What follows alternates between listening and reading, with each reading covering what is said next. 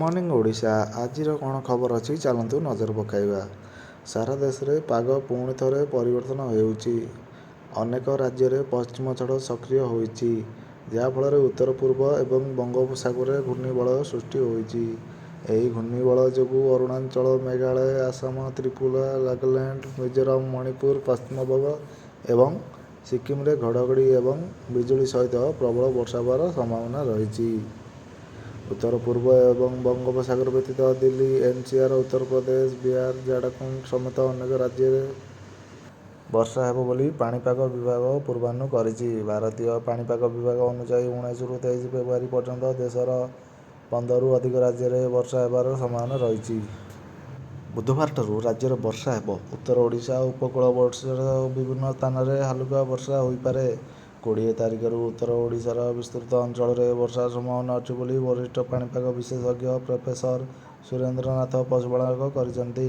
Professor ପଶୁପାଳକଙ୍କ ପୂର୍ବାନୁମାନ ଅନୁସାରେ 20ରୁ 23 ତାରିଖ ଯାଏଁ ଉତ୍ତର ଓଡ଼ିଶାରେ ବିଜୁଳି ଘଡ଼ଘଡ଼ି ସହ ବର୍ଷା ହୋଇପାରେ। ଭୁବନେଶ୍ୱରରେ ଆଜିଠାରୁ 21 ତାରିଖ ଯାଏଁ ରାଜ୍ୟର ଉପକୂଳ ଏବଂ ଉତ୍ତର ଓଡ଼ିଶାରେ କେତେକ ସ୍ଥାନରେ ହାଲୁକା ବର୍ଷା ହେବ। ଘୂର୍ଣ୍ଣିବଳୟ ଓ ପଶ୍ଚିମ ଝଡ଼ ପ୍ରଭାବରେ ବର୍ଷା ହେବାର ଅନୁମାନ କରାଯାଇଛି। ପାଣିପାଗ ବିଭାଗର ଆକଳନ ଅନୁଯାୟୀ 19ରେ ଭଦ୍ରକ, ମୟୂରଭଞ୍ଜ ଜିଲ୍ଲାରେ କିଛି ସ୍ଥାନରେ ପାଗ ମେଘୁଆ ରହିବ। 20ରେ ଭଦ୍ରକ, ବାଲେଶ୍ୱର, ମୟୂରଭଞ୍ଜ, ଢେଙ୍କାନାଳ, କେନ୍ଦୁଝର, ଯାଜପୁର, ଝାରସୁଗୁଡ଼ା, ଦେବଗଡ଼, ଅନୁଗୁଳ, କଟକରେ ମଧ୍ୟ ବର୍ଷା ହେବ।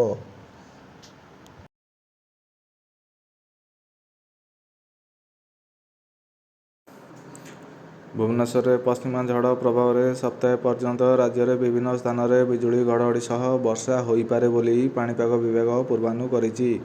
ଆଗାମୀ 24 ଘଣ୍ଟା ମଧ୍ୟରେ ମୟୂରଭଞ୍ଜ, ବାଲେଶ୍ୱର, କେନ୍ଦୁଝର, ଭଦ୍ରକ, ଯାଜପୁର ଏବଂ କେନ୍ଦ୍ରାପଡ଼ା ଜିଲ୍ଲାର କିଛି ଅଞ୍ଚଳରେ ବିଜୁଳି ଘଡ଼ଘଡ଼ି ସହ ବର୍ଷା ସମ୍ଭାବନା ଥିବାରୁ ଉପରୋକ୍ତ ଜିଲ୍ଲାଗୁଡ଼ିକୁ ୟେଲୋ ୱାର୍ଣ୍ଣିଂ ଜାରି କରାଯାଇଛି।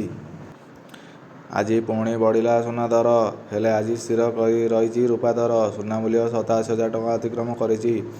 24 କ୍ୟାରେଟ୍ ସୁନାର ମୂଲ୍ୟ 27,110 ଟଙ୍କା ରହିଥିବା ବେଳେ 22 କ୍ୟାରେଟ୍ ସୁନାର ମୂଲ୍ୟ 10 ଗ୍ରାମକୁ 79,860 ଟଙ୍କା ରହିଛି। ରୂପା ମୂଲ୍ୟ ସ୍ଥିର ରହିଛି। ଆଜି 1 କିଲୋ ରୂପା ଦର 100,400 ଟଙ୍କା ରହିଛି।